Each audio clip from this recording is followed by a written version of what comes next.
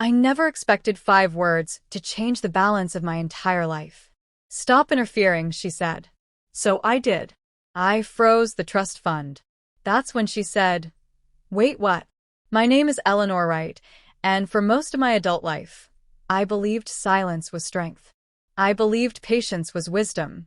I believed that if I stayed calm, reasonable, and endlessly accommodating, things would eventually resolve themselves.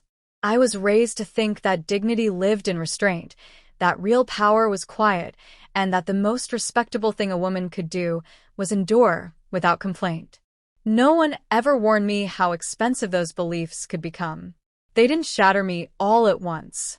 They eroded me slowly, politely, in ways that looked civilized from the outside.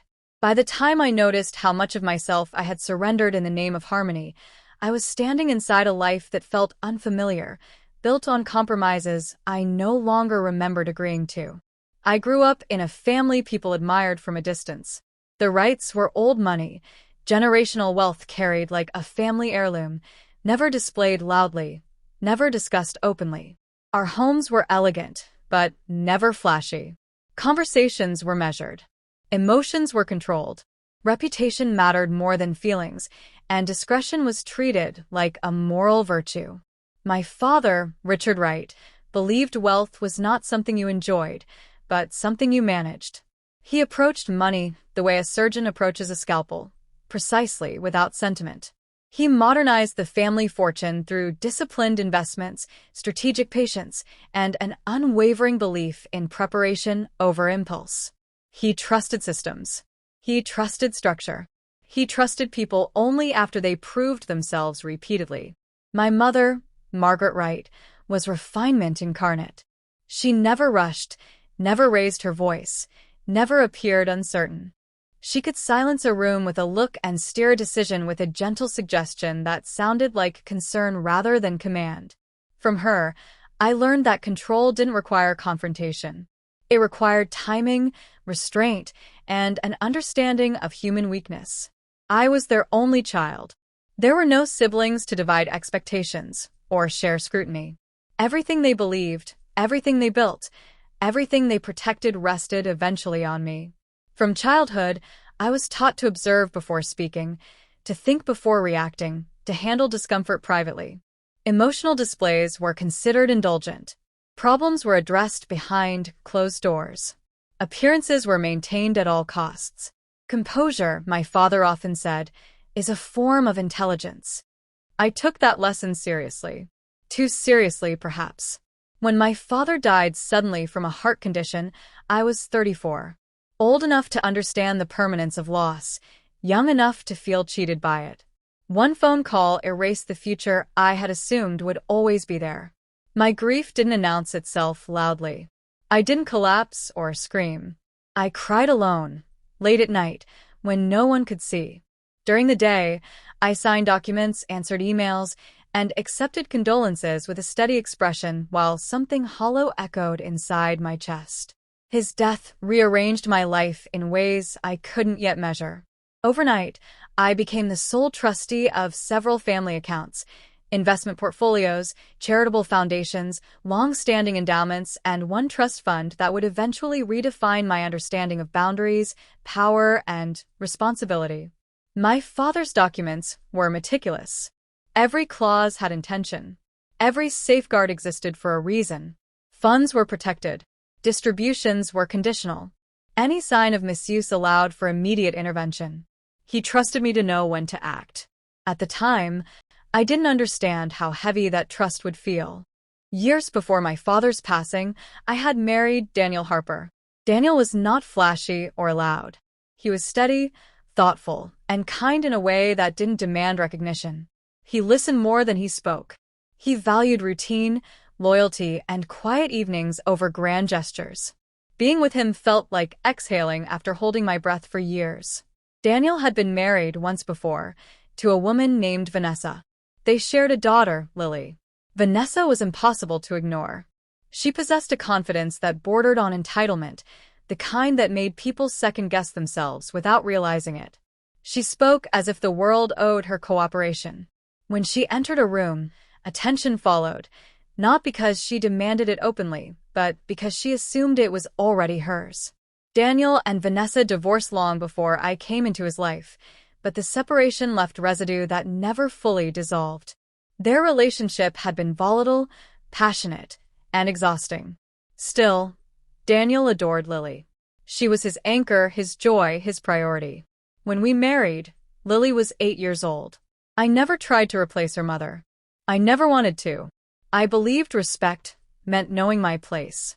I showed up when needed, supported quietly, and stayed carefully within boundaries that felt invisible but rigid. Vanessa tolerated me the way one tolerates a necessary inconvenience. Polite on the surface, distant underneath, always watching. I could feel her measuring me, assessing what I was worth, what I could provide, what leverage I might represent. 4 years into our marriage, Daniel died in a car accident. The call came late at night. A calm voice. A hospital name. Words that didn't make sense until they did. I remember the sterile smell of the emergency room, the harsh lights reflecting off polished floors, the way my breathing sounded too loud in my own ears. In that moment, my life split cleanly into before and after. Lily was 12. Daniel's will named me executor of his estate and co-manager of Lily's educational trust until she turned 25. He trusted my judgment. He wanted Lily protected, not just emotionally, but financially. He understood Vanessa's weaknesses, even if he never said them aloud.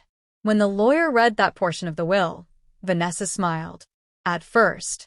In the beginning, everything functioned the way it was supposed to.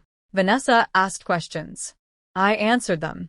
She submitted requests for Lily's education, and I reviewed the paperwork before approving disbursements. Tuition, tutoring, extracurricular activities, everything aligned with the trust's purpose. The system worked. The boundaries held. Then the requests changed. They became less specific, less transparent. Expenses arrived without explanation. Receipts were vague or missing entirely. Lily needs a better school, Eleanor, Vanessa said one afternoon, swirling wine in her glass as if this were a casual conversation rather than a financial negotiation. This one isn't challenging her. Of course, I replied. Let's review the options. We did. I approved the tuition increase without hesitation. Then came designer clothing labeled as necessities. International trips framed as cultural exposure. A luxury vehicle justified as a safety requirement for transporting Lily. Each time I hesitated, Vanessa reminded me of my position. You're not her mother, she'd say lightly, almost kindly. You wouldn't understand. So I swallowed my discomfort. I told myself Lily benefited. I told myself peace required flexibility. And quietly, methodically, I documented everything.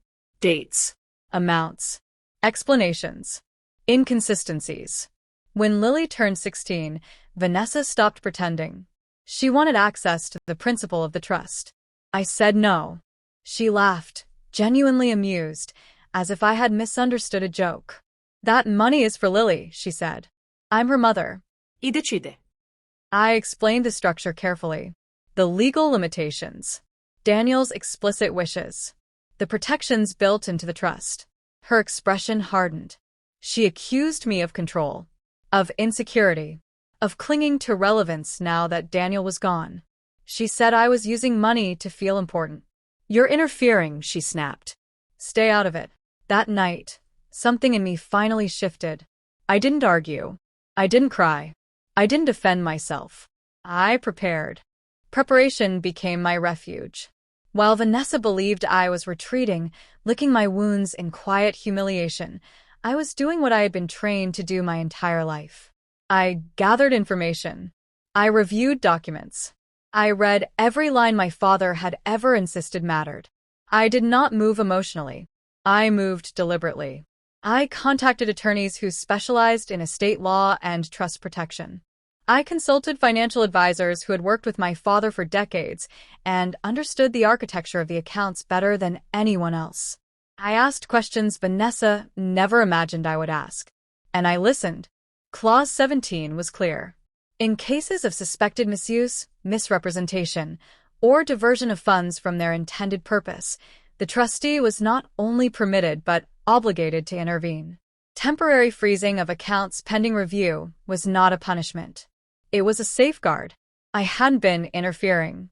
I had been delaying. Vanessa called 2 days later.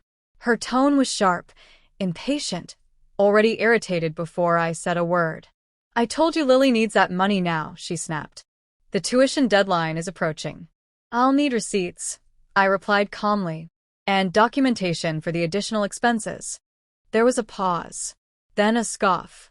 "You're doing it again," she said. "You're interfering. I'm done with this. Stay out of it." The words landed differently this time. There was no heat in my chest, no tightening in my throat, only clarity. "Fine," I said softly. "I will." She hung up, satisfied. The next morning, I froze the trust fund. Not emotionally, not impulsively, legally, temporarily, exactly as the trust allowed. I submitted formal notice. I documented my rationale. I initiated an independent review. I went about my day as usual. I attended meetings. I answered emails. I had lunch alone and read a book. My hands didn't shake. My pulse didn't race. The call came 3 hours later. "What did you do?" Vanessa demanded, her voice pitched high with disbelief. "I stopped interfering," I said. Silence stretched across the line. "Wait, what?" she finally said. She hadn't understood the mechanics. She had never bothered to. To her, the trust was an extension of her lifestyle, not a legal structure with boundaries and consequences. She assumed access was permanent, automatic, unquestionable. It wasn't. Within days, the effects rippled outward. The private driver stopped showing up. Credit cards tied indirectly to trust distributions were declined. Payments she had assumed would clear quietly failed without warning. The illusion cracked. She left me messages that shifted rapidly in tone. Anger gave way to panic. Threats softened into bargaining. She accused me of cruelty, of manipulation, of trying to punish her through Lily. I responded only through attorneys. A week later, she appeared at my home unannounced. She stood at the gate, immaculate as always, but something in her posture was off. Tension pulled her shoulders tight. Her eyes darted, calculating, searching for leverage. "You can't do this," she said as soon as I stepped outside. "I can," I replied. "And I have." She accused me of jealousy, of resentment, of wanting control over a child who wasn't mine. Her words were sharp, but they lacked conviction now. Desperation had dulled their edge. "That money belongs to Lily," she said. "And it will," I answered. "When it's used for Lily." She threatened court. I welcomed it. The legal proceedings were slow, methodical, and devastating for her case. Every transaction I had quietly documented over the years came into focus. Funds allocated for education diverted to personal luxury. Expenses justified with vague explanations that unraveled under scrutiny. Patterns that could no longer be dismissed as oversight. The judge reviewed everything. The ruling was decisive. The trust would remain frozen until Lily turned 18. An independent guardian would oversee future distributions. Vanessa would have no access to the funds. None. Vanessa didn't look at me as the decision was read. She stared straight ahead, lips pressed tight, her mask finally cracked beyond repair. I didn't feel victorious. I felt calm. Lily didn't speak to me for a year. That was the hardest part. She was angry, confused, grieving in ways no one had prepared her for. To her, I had become another adult who had taken something away. Another authority figure who had decided she didn't deserve answers. I respected her silence, even when it hurt. I sent birthday cards she never acknowledged. I kept her college fund intact. I asked about her through mutual contacts, but never pushed. I waited. A year later, she called. Her voice was hesitant, older somehow. "Can we talk?" she asked. We met in a quiet cafe. She looked like her father, same thoughtful eyes, same careful way of listening. She asked questions slowly, cautiously, as if afraid of what the answers might reveal. I didn't editorialize. I didn't justify myself. I showed her the documents, the records, the truth. she cried. So did I. What we rebuilt wasn't perfect or instant, but it was honest. We spoke without intermediaries. We respected each other's boundaries. Over time, trust returned, not the blind kind, but the earned kind. Vanessa never forgave me. She didn't have to. For the first time in my life, I forgave myself. I forgave myself for believing silence was kindness, for confusing endurance with virtue, for shrinking to preserve someone else's comfort while quietly abandoning my own. Boundaries are not cruelty. They are clarity. And sometimes, when someone tells you to stop interfering, the strongest thing you can do is exactly that. Step back, enforce the line, and let the truth speak without you explaining it. If this story resonated with you, if you've ever been pressured to stay quiet, to give in, or to make yourself smaller to keep the peace, take a moment to reflect on where your boundaries might need reinforcement. Strength doesn't always raise its voice. Sometimes it simply says no more and stand still. If this story touched something inside you, don't ignore it. Too many people are taught to stay quiet, to tolerate disrespect, to confuse endurance with love. If you've ever felt pressured to shrink yourself to keep the peace, let this be a reminder that your boundaries matter.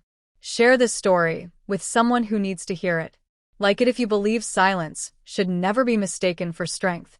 And take a moment today to ask yourself where you might need to stop interfering in your own life and start protecting what truly belongs to you.